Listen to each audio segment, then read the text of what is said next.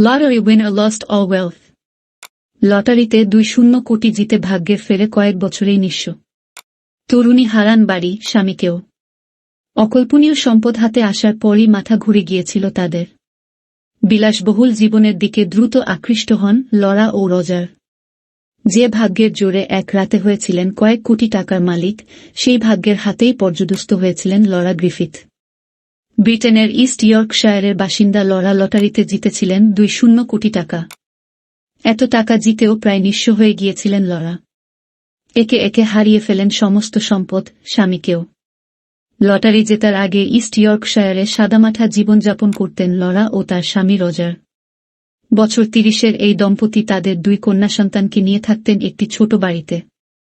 প্রাচুর্য না থাকলেও সুখের অভাব ছিল না গ্রিফিথ দম্পতির সংসারে। লরা ছিলেন একজন শিক্ষিকা। রজার ছিলেন তথ্য প্রযুক্তি সংস্থার ম্যানেজার। এই সুখী পরিবারের চিত্রটা হঠাৎ করে বদলাতে শুরু করে 2005 সালের পর থেকে। এক লপ্তে 2 কোটি টাকা হাতে পাওয়ার পরই তাদের জীবনের গতি সম্পূর্ণ অন্যদিকে বাঁক নেয়। একসঙ্গে এত টাকা হাতে আসার পরই মাথা ঘুরে গিয়েছিল তাদের। বিলাসবহুল জীবনের দিকে দ্রুত আকৃষ্ট হন লরা ও রজার। আচমকা লটারি জিতে স্বামী স্ত্রী দুজনেই চাকরি ছেড়ে দেন। তারপরই নিজেদের পুরনো বাড়ি ছেড়ে নতুন আস্তানার সন্ধান করতে থাকেন। প্রায় 5 কোটি টাকা দিয়ে বাড়ি কেনেন দুজনে। সেই শখ পূর্ণ হওয়ার পর দেশবিদেশ ঘুরে বেড়ানোর দিকে মন দেন। দুবাই, ফ্লোরিডা, ফ্রান্স কোনো জায়গা বাদ দেননি এই দম্পতি। সব কোটি বিদেশ ভ্রমণ ছিল বিলাসিতায় মোড়া। সেখানেও কয়েক কোটি টাকা খরচ করেন তারা। চাকরি ছেড়ে নিজেরা ব্যবসা করার সিদ্ধান্ত নেন লরা ও রজার। 1.5 কোটি দিয়ে একটি স্যালো কেনেন লরা। এছাড়া একাধিক দামি ও বিলাসবহুল গাড়িও ছিল এই দম্পতির গ্যারাজে।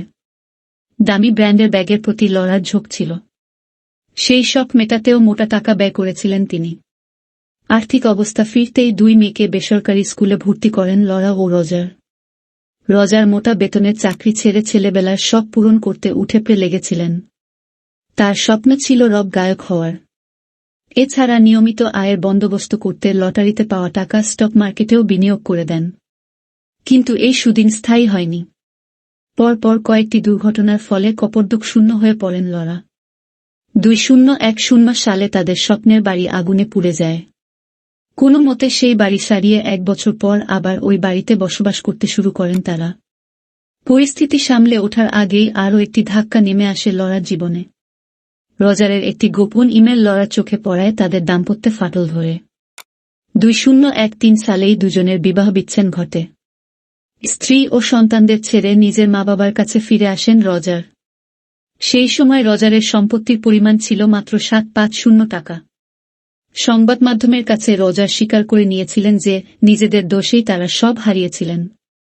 সম্পদের অপব্যবহার করে ফেলেছিলেন, এমন স্বীকারোক্তি উঠে এসেছিল রজারের গলায়।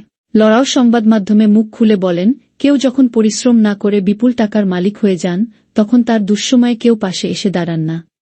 লটারিতে অর্থলাভের আগে তাদের দাম্পত্য সম্পর্ক কেমন ছিল তা বলতে গিয়ে লরা জানান, রজার ও তার মধ্যে খুবই কম মতপার্থক্য ঘটত। রজার অনলাইনে সপ্তাহে মাত্র 2 পাউন্ডের বাজি ধরতেন। লরাও স্বীকার করেছেন, এই পরিমাণ অর্থ হাতে পাওয়ার পর তাদের ধারণা ছিল না কিভাবে এর সদ্ব্যবহার করতে হয়। 2013 সালের পর থেকে লরার জীবন সম্পূর্ণ বদলে যেতে থাকে। 2 সন্তানের সমস্ত দায়িত্ব এসে পড়ে তার কাঁধে। তখন থেকেই লরার লড়াইয়ের শুরু। বিচ্ছেদের পর তার আর্থিক সমস্যা আরও বড় হয়ে দেখা দেয়। বাড়ি, স্যালো সব বিক্রি করে দিতে হয়।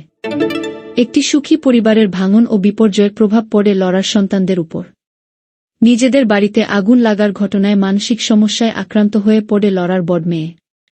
বাড়িতে আগুন লাগার ঘটনা মনে করলে এখনও আতঙ্কিত হয়ে পড়ে সে, জানিয়েছেন লরা। সব হারিয়ে এখন 2 মেয়েকে নিয়ে নিজের মায়ের সঙ্গে একটি সাধারণ বাড়িতে থাকেন লরা। বড় মেয়ে রুবির এখন বয়স 20 আর কিটির বয়স 17। লটারি জেতার পরেই ছোট মেয়ের জন্ম হয়।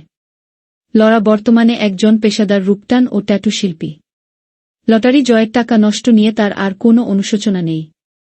তবে বুদ্ধির প্রয়োগ সঠিক হলে জীবনের গল্পটা অন্য রকম হতে পারত বলে মনে করেন তিনি।